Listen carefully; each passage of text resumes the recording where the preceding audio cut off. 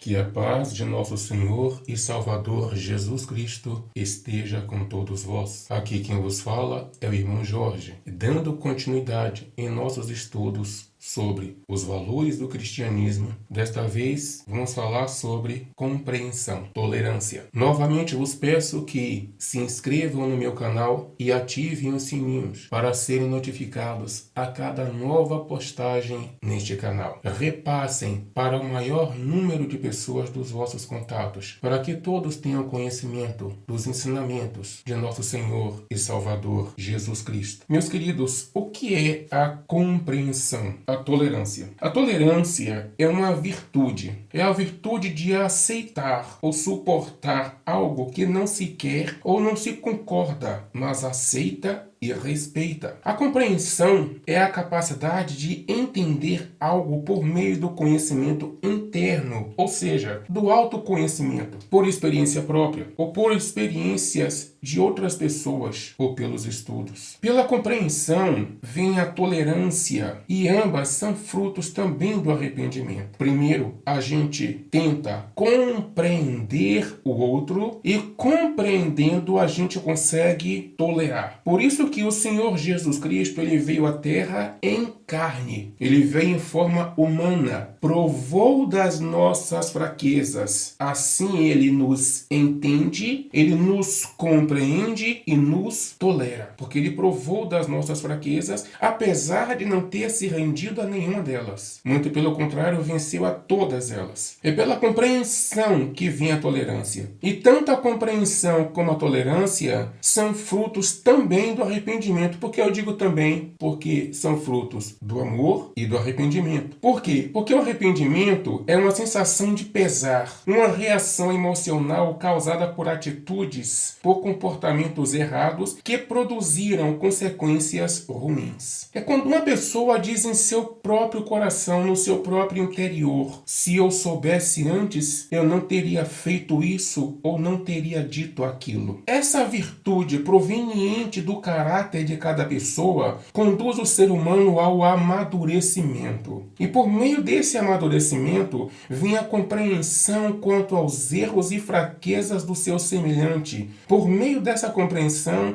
essa pessoa madura torna-se cada vez mais tolerante. E por quê? Porque ela provou em si mesma tal fraqueza ou algo semelhante. Ela passa a compreender e a tolerar as falhas do seu próximo. E por que eu digo que é proveniente do caráter? Porque ninguém se arrepende daquilo que aprova. Pois quando alguém se arrepende de determinado erro, é sinal de que ele não aprova aquele erro, aquela atitude que ele mesmo praticou. Isso é o caráter dele. O valor moral que ele tem consigo mesmo é que irá determinar se há arrependimento ou não. Porque é uma questão de caráter. A pessoa que pratica o errado sabe que é errado e não se arrepende. É o caráter dela. O caráter dela diz para ela não se arrepender. Enquanto que outras, o seu próprio caráter é que a conduz ao arrependimento.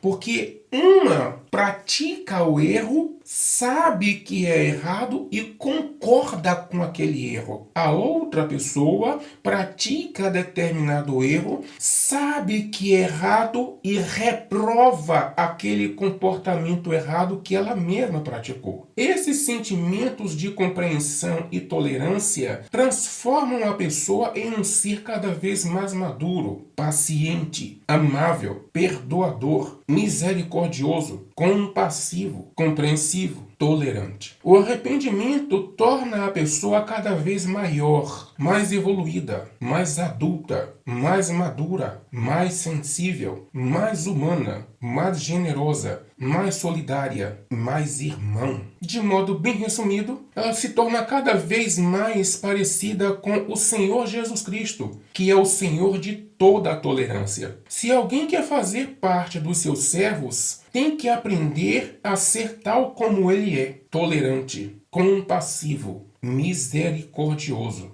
compreensivo. Como foi escrito aos Efésios no capítulo 4, versículo 13, até que todos cheguemos à unidade da fé, à união da fé e ao conhecimento do Filho de Deus, a homem perfeito, à medida da estatura completa de Cristo. Também aos Colossenses, no capítulo 3, do versículo 12 ao versículo 15, diz: revesti-vos, pois, como eleitos de Deus, santos e amados, de ternos afetos de misericórdia, de bondade, de humildade, de mansidão, de longanimidade. Suportai-vos uns aos outros, perdoai-vos mutuamente, caso alguém tenha motivo de queixa contra o outro. Assim como o Senhor vos perdoou, assim também perdoai vós.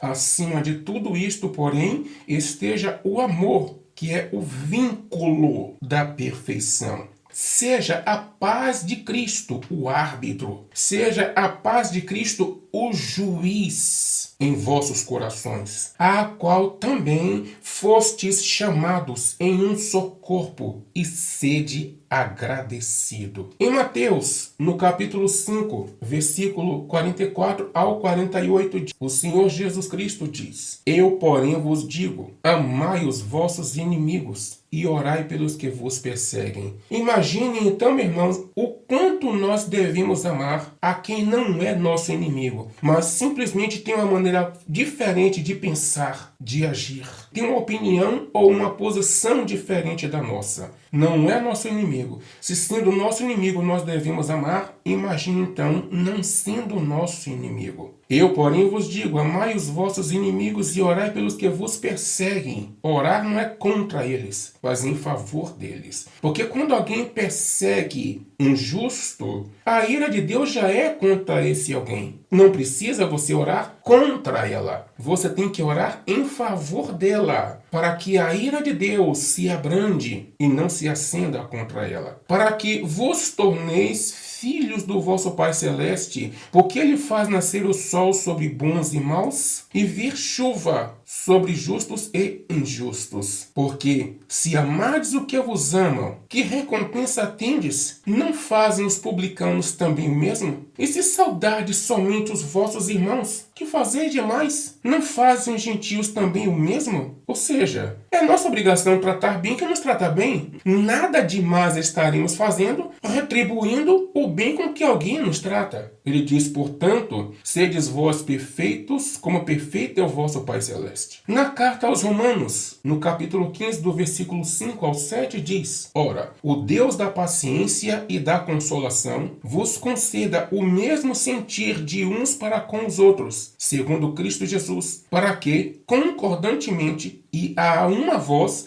glorifiquem a Deus e Pai de nosso Senhor Jesus Cristo. Portanto, acolhei-vos uns aos outros, como também Cristo nos acolheu para a glória de Deus. Aos Efésios, capítulo 4, versículos 1 e 2. Rogo-vos, pois, eu, o prisioneiro no Senhor, que andeis de modo digno da vocação a que fostes chamados, com toda humildade e mansidão e longanimidade, suportando-vos uns aos outros em amor. 1 Pedro, capítulo 4, versículo 8. Acima de tudo, porém, tende amor intenso uns para com os outros, porque o amor cobre multidão de pecados. Então, meus queridos, o que nós temos que entender é que todos nós temos as nossas falhas. Todos nós temos as nossas fraquezas. Aqueles que nos abraçam não o fazem porque não enxergam as nossas fraquezas,